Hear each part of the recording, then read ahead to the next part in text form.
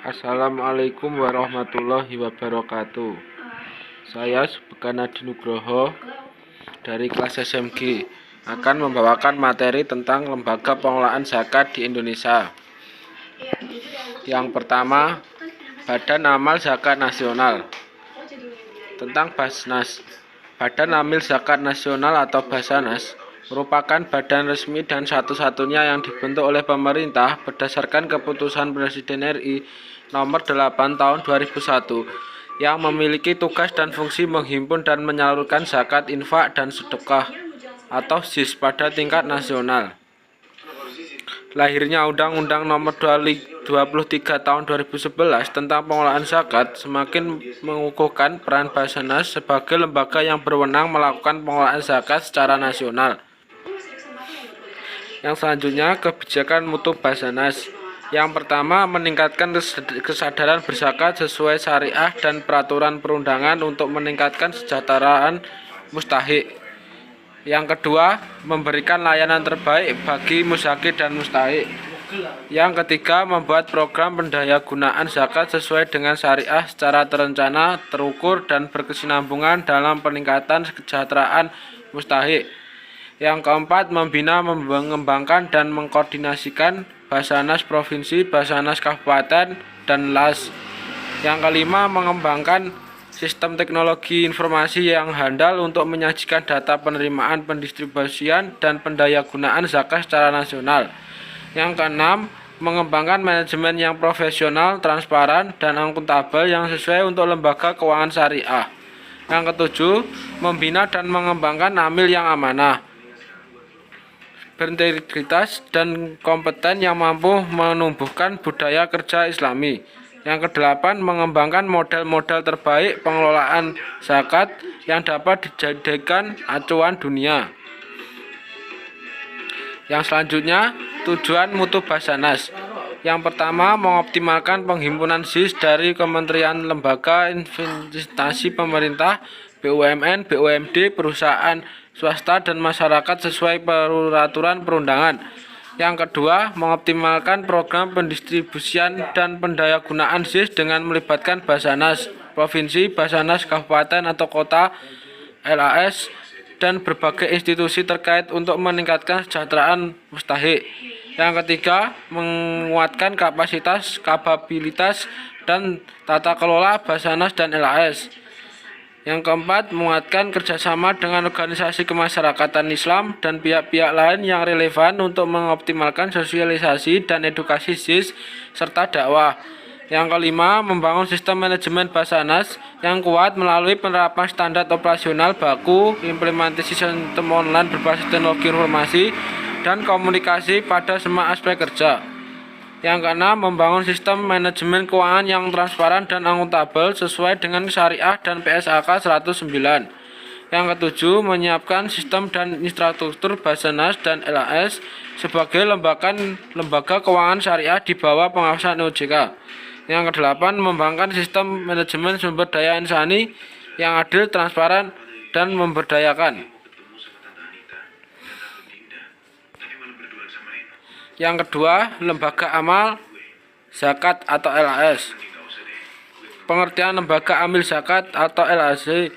LAS merupakan badan lembaga yang terpercaya. Penyaluran zakat melalui amil zakat adalah salah satu cara yang efisiensi dan efektivitas karena LAS lebih mengetahui di mana saja daerah-daerah kemiskinan yang lebih membutuhkan.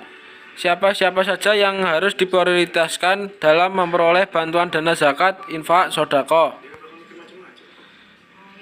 Lembaga amil zakat berbagai tingkatan yaitu: yang pertama, nasional dilakukan oleh Menteri Agama. Yang kedua, daerah provinsi dilakukan oleh gubernur atas usul kepala kantor wilayah Departemen Agama Provinsi. Yang ketiga, daerah kabupaten atau kota dilakukan oleh bupati atau wali kota atas usul kepala kantor wilayah Departemen Agama Provinsi. Yang keempat, kecamatan dilakukan oleh camat atau wali kota atas kepala kantor Departemen Agama Kabupaten Kota.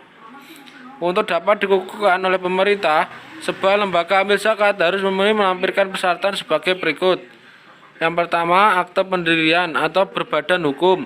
Yang kedua, data muzaki dan mustahik. Yang ketiga, daftar susunan pengurus. Yang keempat, rencana program kerja jangka pendek, jangka menengah, dan jangka panjang. Yang keempat, neraca atau laporan posisi keuangan. Yang kelima, surat pernyataan bersedia untuk diaudit. Assalamualaikum warahmatullahi wabarakatuh. Nama saya Wildan Abi Mazida dengan nomor induk mahasiswa 1021900183. Di sini saya akan melanjutkan penjelasan materi yang telah dijelaskan oleh Mas Adi Nugroho tadi. Materi selanjutnya yaitu mengenai indikator keberhasilan sistem pengelolaan zakat. Menurut Ketua Umum Forum Zakat Nur Effendi, pengelolaan zakat, keberhasilan dalam pengelolaan zakat itu dapat dilihat melalui beberapa indikator. Yang pertama, kepatuhan lembaga zakat pada peraturan ketentuan undang-undang menjadi salah satu indikator keberhasilan pengembangan sistem pengelolaan zakat. Karena itu, legalitas lembaga amil zakat menjadi penting untuk diperoleh. Maksudnya apa? Maksudnya itu pengelolaan zakat itu haruslah dikelola oleh lembaga yang diresmikan atau dilegalkan oleh pemerintah. Agar apa? Agar adanya transparansi dan zakat dapat dikelola oleh lembaga profesional dalam naungan pemerintah. Selanjutnya, indikator selanjutnya yaitu peningkatan pengumpulan zakat dan pemerataan distribusi zakat kepada yang berhak menerima juga menjadi salah satu faktor penentunya. Nah, jangan sampai zakat itu didistribusikan kepada orang yang tidak berhak atau orang yang sudah kecukupan itu tidak berhak mendapatkan zakat, dan yang berhak mendapatkan zakat adalah orang yang kurang kecukupan. Selanjutnya, indikator selanjutnya peningkatan hasil output untuk pengentasan kemiskinan melalui dana zakat. Nah, salah satu tujuan zakat tadi agar pendistribusiannya itu tepat sasaran, yaitu untuk mengentaskan kemiskinan, seperti halnya yang telah dilakukan pada zaman pemerintahan Rasulullah dulu, mengentaskan kemiskinan melalui zakat mal. Indikator yang selanjutnya yaitu penguatan kemitraan strategis antara semua stakeholder perzakatan di pusat dan di daerah. Maksudnya itu dalam lembaga zakat ini antara daerah dengan pusat itu haruslah berkesinambungan, haruslah sinkron agar tujuan dari pengelolaan zakat dan pengembangan zakat ini dapat tertuju dengan maksimal.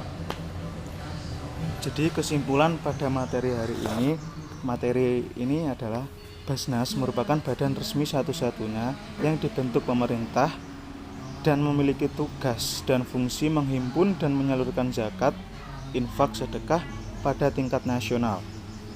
Basnas merupakan lembaga pemerintah non-struktural yang bersifat mandiri dan bertanggung jawab kepada Presiden melalui Menteri Agama. Lalu, lembaga amil zakat merupakan badan penyalur zakat melalui amil zakat. Dan indikator keberhasilan zakat apabila zakat itu tepat sasaran kepada orang yang membutuhkan dan dapat dikembangkan ke arah yang lebih bermanfaat lagi dan dapat mengentaskan kemiskinan. Sekian dari saya, ada kurang lebihnya mohon maaf.